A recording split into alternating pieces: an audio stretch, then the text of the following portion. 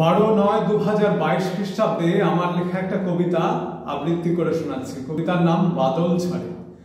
বাদল ঝড়ে অঝোর ঝড়, বাতাস বহে সাঁঝ বেলা, আকাশ করে খুনসুটি, মেঘের সাথে মেঘ খেলা।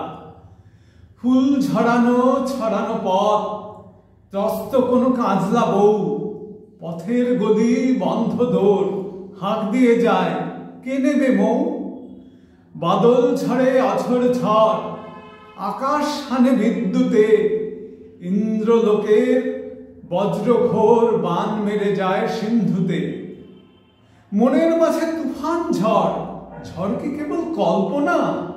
কথায় কথায় শব্দ ডোর, সৃষ্টি রচে আলপনা।